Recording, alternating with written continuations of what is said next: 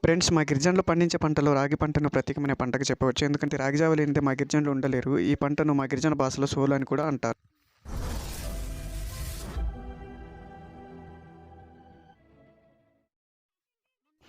Hi friends, అందరికీ నమస్తే. ఎలా ఉన్నారు? నా పేరు అను. మీరు చూస్తున్నారు Maheen tribal YouTube channel. Friends, ఇక్కడ కనిపిస్తుంది కదా, ఇవైతే రాగి అంకులు అనమాట.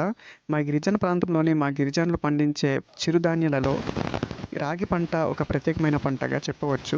దీన్ని మా గిరిజన భాషలో షోలు అని కూడా అంటారు. రాగి కంకులు మా గిరిజనులు నేర్చుకునే విధానాన్ని చూపించే ప్రయత్నం అయితే ఈ వీడియోలో చేశాను. వీడియో నచ్చితే తప్పకుండా లైక్ చేయండి ఫ్రెండ్స్. అలాగే మన ఛానల్ని ఫస్ట్ టైం చూస్తున్నట్లయితే కింద బ్లాక్ కలర్లో కనిపిస్తున్నటువంటి సబ్స్క్రైబ్ బటన్ మీద క్లిక్ చేసి సబ్స్క్రైబ్ అయితే చేసుకోండి. అలాగే నేను పెట్టే ప్రతి వీడియో మీకు నోటిఫికేషన్లోకి రావాలనుకుంటే పక్కన కనిపిస్తున్న గంట సింబల్ మీద క్లిక్ చేసి ఆల్ అనే ఆప్షన్ అయితే పెట్టుకోండి.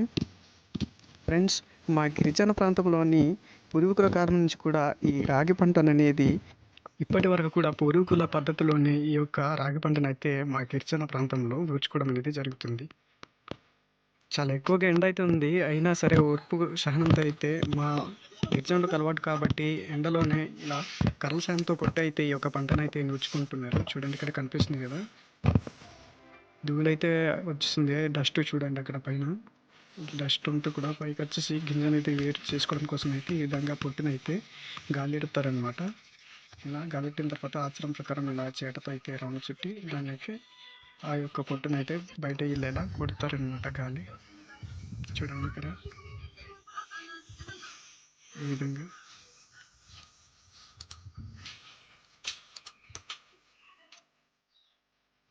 అలా గాలి పట్టిన తర్వాత అయితే ఈ విధంగా జల్లెడలో అయితే ఆ తొక్కులు అనేది రాగి కంకుల్లో ఉన్నటువంటి ఆ యొక్క డస్ట్ అనేది కింద రాకుండా గింజలో పడకుండా అయితే ఇలా నీట్గా ఫిల్టర్ అనేది పడతారనమాట. ఇక్కడ కనిపిస్తుంది చూడండి, ఎంత చక్కగా అయితే వస్తుంది. ఆ తర్వాత అయితే వంట చేసుకుంటారనమాట. వంట చేసుకున్న తర్వాత భోజనాలు అనేది అందరూ చక్కగా కలిసి మరీ చేస్తారు. చూడండి, మా గిరిజన ప్రాంతంలోని సాంప్రదాయమే వేరనమాట. ఇక్కడ అరిటాకుల్లోని భోజనాలు అయితే చేస్తున్నారు చూడండి.